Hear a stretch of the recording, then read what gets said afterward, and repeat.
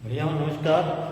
आज हम class 6 subject maths chapter 5.6 के बारे में हमने पिछली बार भी त्रिभुजों के बारे में पढ़ा था। आज हम त्रिभुजों की माप के आधार पर त्रिभुजों की जो भुजाएं हैं, भुजाओं के माप के आधार पर त्रिभुज के प्रकार कौन कौन से होते हैं उनके बारे में अध्ययन करेंगे। तो इसमें है भुजाओं के माप के आधार पर त्रिभुजों के प्रकार। अब समबाहु त्रिभुज, समबाहु त्रिभुज कौन सा होता है? जिसकी तीनों भुजाओं की माप समान है, वह समबाहु त्रिभुज कहलाता है। तो जब अपन को ये त्रिभुजों के प्रकार की परिभाषाएं अपन को याद होगी, कौन कौन से भुजाओं के आधार पर कौन कौन से त्रिभुज होते हैं उनकी जानकारी होगी, जब हम उनके माप के आधार पर उनके प्रकार लिख सकेंगे। तो इसमें तीनों भुजाएं जब समान नाप की है तो उसे समबाहु त्रिभुज कहते हैं। यदि जिस त्रिभुज की दो भुजाएं समान नाप की है उसे कहते हैं समद्विबाहु त्रिभुज। और जिस त्रिभुज की तीनों भुजाओं की माप असमान है, मतलब तीनों भुजाओं की माप ही अलग अलग है, तो उसे कहते हैं विषमबाहु त्रिभुज। ये हमने संक्षिप्त रूप में त्रिभुजों की भुजाओं की माप के आधार पर प्रकार की परिभाषाएं दी। अब आप क्वेश्चन नंबर 1 पे आते हैं। निम्न त्रिभुजों के प्रकार लिखिए। अब त्रिभुजों का प्रकार किसके आधार पर? इसमें भुजाओं का माप दे रखा है, तो भुजाओं के आधार पर त्रिभुजों का माप दे पूछा गया। तो इसमें है एक त्रिभुज है, इसकी भुजाएं, एक भुजा 7 सेमी, दूसरी 8 सेमी और तीसरी 9 सेमी। देखिए तीनों भुजाओं की माप यहाँ पर असमान है, तीनों की अलग अलग दिखाई दे रही है। तो ये कौन सा त्रिभुज कहलाएगा? ये इस नंबर 3 के आधार पर विषमबाहु त्रिभुज कहलाएगा। तो इसका आंसर हो गया विषमबाहु त्रिभुज। ध्यान लिखेंगे विषमबाहु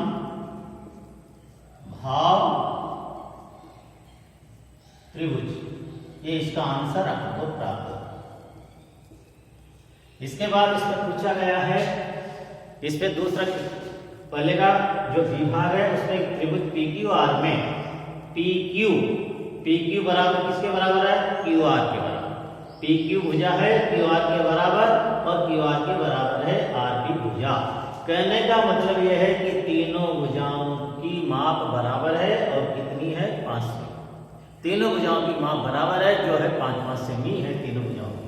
जब तीनों भुजाओं की माप बराबर है तो किसके अंतर्गत आता है? ये पद जिसकी तीनों भुजाओं की माप समान है वह कहलाता है समबाहु त्रिभुज। तो इसका आंसर हो गया समबाहु त्रिभुज, जिसमें भी अपन लिख देंगे समबाहु त्रिभुज। समबाहु त्रिभुज, ये इसका आंसर हो जाएगा। इसी प्रकार इसका जो सी भाग है उसमें है त्रिभुज ABC में AB भुजा है BC के बराबर, दो भुजाएं बराबर है, दोनों भुजाओं की माप है 7 सेमी। तीसरी भुजा की माप नहीं है, परंतु दो भुजाओं की माप दे रखी है, दोनों भुजाओं की माप बराबर है। तो ये किसके अंतर्गत आता है? इसमें 2 पॉइंट के अंतर्गत। जिसकी दो भुजाओं की माप समान है वो कहलाता है समद्विबाहु त्रिभुज। तो यहाँ पर दो भुजाओं की माप बराबर है, तो ये कहलाएगा समद्विबाहु त्रिभुज। या लिखेंगे समद्विबाहु त्रिभुज। ये अपन ने त्रिभुज की भुजाओं के नाप के आधार पर त्रिभुज की भुजाओं के माप के आधार पर अपने त्रिभुज के प्रकार समझे और उनका आंसर करें। अब अपन त्रिभुज के कोणों के आधार पर त्रिभुजों के प्रकार की जानकारी करेंगे। तो उसमें है त्रिभुजों कोणों के माप के आधार पर त्रिभुजों के प्रकार कौन कौन से होते हैं? जिस त्रिभुज के तीनों ही कोण न्यून कोण किसे कहते हैं?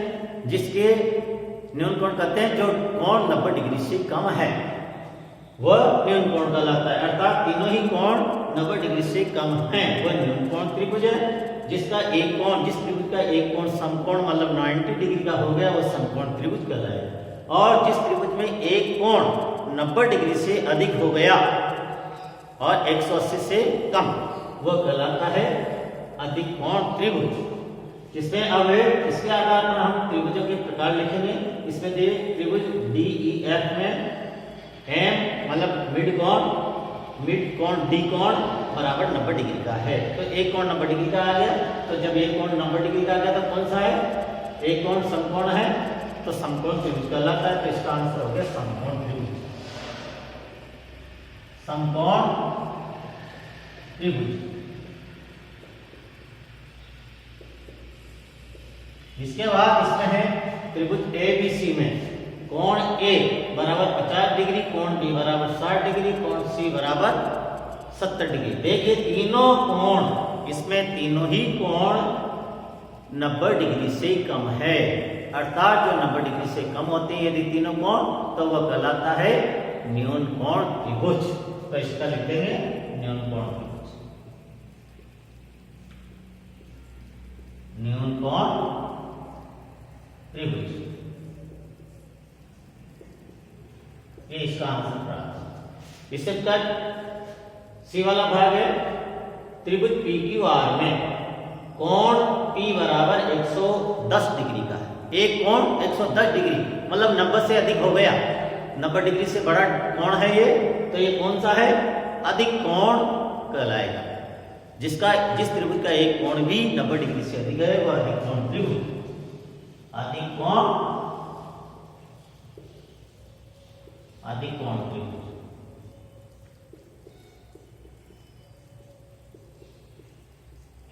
इस प्रकार आज हमने जो भुजाओं की माप के आधार पर और कोणों की माप के आधार पर हमने त्रिभुजों के प्रकार पढ़े। ये आपको दोनों क्वेश्चन होमवर्क में करना है। धन्यवाद।